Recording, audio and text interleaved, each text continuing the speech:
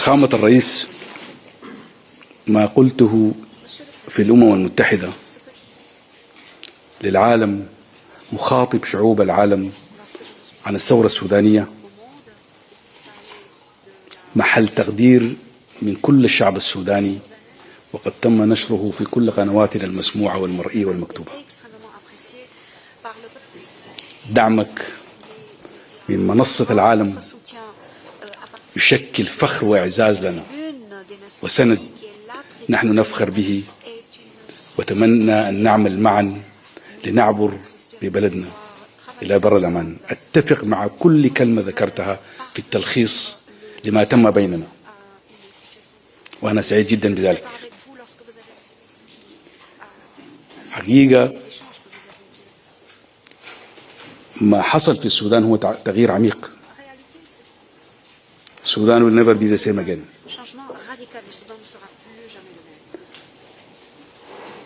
نحن في مخاطبتنا للجميع العامة لمن ربطنا الثورة السودانية بواحدة من أعظم ثورات العالم ألا وهي الثورة الفرنسية، كنا نعني ذلك. تشترك الاثنين في مسألة الحرية والسلام والإخاء والمساواة.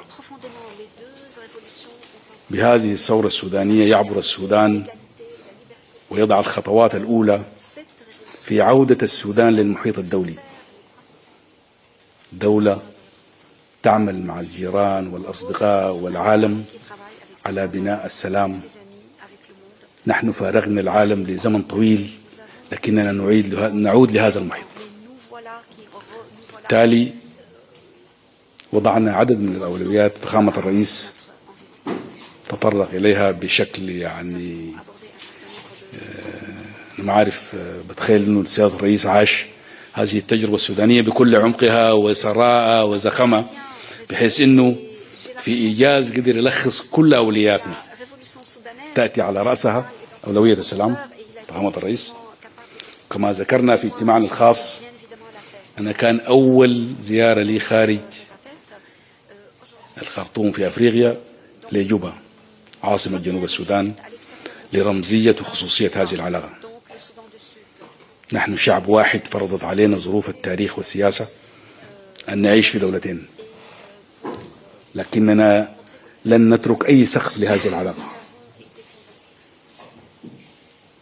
جوبا أتاحت فرصة للقاء قيادات الحركات المسلحة من الجبهة الثورية وعبد العزيز الحلو. تفاكرنا. أنا أعتقد جازما إذا لم نحقق السلام في هذه الحقبة سوف يظل حلم بعيد المنال، لكننا بدعم أشقاء وأصدقاء أمثال الرئيس ماكرون نخطو الخطوات الأولى الصحيحة في اتجاه هذا السلام. فخامة الرئيس، فرنسا هي البلد الوحيد التي تستطيع أن تجمعنا مع بعض، والدليل على ذلك الاجتماع الذي نظمتموه مع القائد عبد الواحد نور أمس. تحدثنا حديث عميق. أنا كنت بتخيل أنه حيكون اجتماع لهاف نور، نص ساعة، لكن استمر لقرابة 3 ساعات. تناقشنا في جذور الأزمة السودانية وفي إمكانات الحلول إلى آخره، ونحن معه نضع اللبنات الأولى في اتجاه تحقيق السلام. مرة أخرى ألف شكر فخامة الرئيس. دعمكم للقضية الأخرى واللي هي تقريبا الأولوية نمرة 2 بالنسبة لنا، واللي هي قضية الاقتصاد. الاقتصاد والسلام هم يعني توأمين، ما ممكن نعمل سلام بدون ما تفكس الاقتصاد، والعكس صحيح.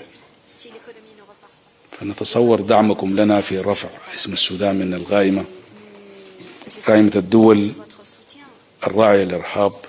حقيقة فخامة الرئيس، شعبي لم يكن في يوم من الأيام داعما للإرهاب. دعم الإرهاب ارتبط بالنظام السابق. نحن شعب مسالم، ونتمنى بدعمكم أنه يتم رفع السودان من هذه القائمة، لأن ذلك يشكل مفتاح لكل القضايا الأخرى، قضايا الديون، قضايا السلام، قضايا الاستثمار وفتح السودان للاستثمار الخارجي. ومن هذا المنبر أود أن أناشد الشركات ورأس المال الفرنسي: مرحبا بكم مجددا في السودان، فقد غبتم عنا لزمن طويل وحان الوقت لتعودوا لنعمل معا لبناء هذا البلد الجميل. فألف شكر لوضع هذه اللبنات الأولى في هذا الاتجاه الصحيح فخامة الرئيس. أنا ما داير أطيل عليكم، افتكر دي يعني مقدمة، بعد ذاك نسمع لأسئلة الصحفيين. Back to you, Mr. President. شكرا جزيلا. Merci, Monsieur le Premier ministre. Nous allons prendre quelques questions. Bonjour Monsieur le Premier ministre, bonjour Monsieur le Président de la République. J'avais deux questions. D'abord sur le Soudan. Allez-vous continuer à parler avec des personnalités politiques qui ne font pas partie du gouvernement, et avez-vous évoqué aujourd'hui la question des réfugiés soudanais en France? Ensuite, un mot sur Jacques Chirac que vous avez évoqué en introduction de cette conférence de presse. Depuis plusieurs jours, des milliers de Français lui rendent hommage. Que vous évoque cet engouement pour un président qui a été, comme vous, très critiqué sous son mandat? Et puis, que retenez-vous de Jacques Chirac, vous qui n'avez pas de filiation politique évidente avec lui? Merci. Sur votre première question,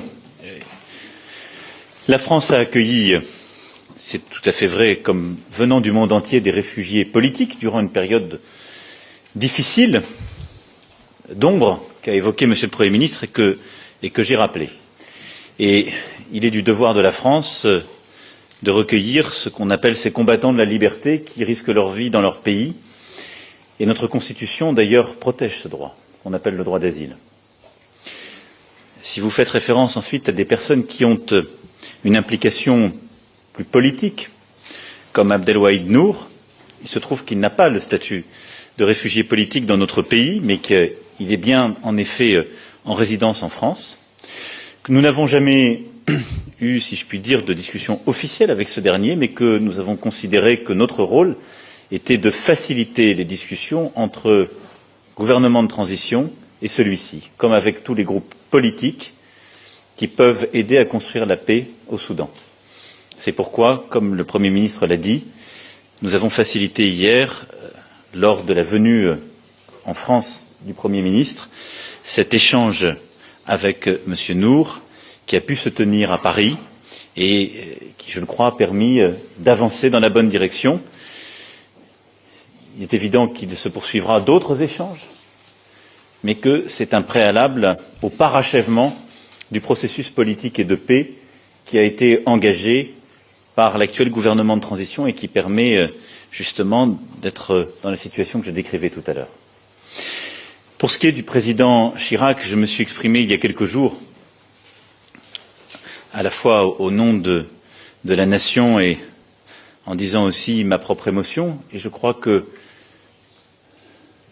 le peuple retrouve toujours son histoire à travers ces disparitions. Elles sont toujours cruelles et elles rappellent en quelque sorte la vulnérabilité de nos vies et en même temps ce que nous partageons de manière durable avec celles et ceux qui nous dirigent pendant un temps. Et je crois que pour l'ensemble de notre pays, ce moment d'émotion a été aussi un moment de recueillement et de souvenir. Et nous avons revécu ces années, les grandes décisions prises, ce que le président Chirac a pu représenter du pays, les moments forts que j'ai rappelés il y a quelques jours, et je crois dans lesquels chacun a pu se retrouver, et puis parfois des émotions plus anodines, des souvenirs plus personnels, et des souvenirs entremêlés, si je puis dire, d'émotion et de rire. C'est ça la vie d'un pays. Et je crois que ces moments nous font pleinement toucher du doigt combien, avec le temps qui passe, on s'écarte de l'écume des choses. Et on regarde au fond si les grandes décisions ont été prises ou pas, et comment un lien profond se construit. J'ai été pour ma part, à titre personnel, touché, comme je l'ai dit le soir même du décès du président Chirac, et en essayant d'exprimer pas seulement mon émotion, mais celle du pays. Mais j'étais heureux de l'esprit qui a régné ces derniers jours. Heureux de cet esprit-là, de concorde, de recueillement, d'apaisement, de bienveillance. Et je pense que c'est important pour la vie d'une nation, que c'était important pour notre nation aujourd'hui, que nous le devions au président Chirac, à sa mémoire, à sa famille, et au fond, nous le devions à nous-mêmes. Voilà. فخامة الرئيس إذا جاز لي أن أعلق على الجزئية الخاصة بوضع اللاجئين السودانيين في فرنسا. نحن نقدر بشكل كبير الدور الذي لعبته فرنسا حكومة وشعبا في استضافة، يمكن نحن أكبر تجمع لجالية مهاجرة في الغرب موجود في فرنسا، أكثر من 30-40 ألف احتضنهم المجتمع الفرنسي.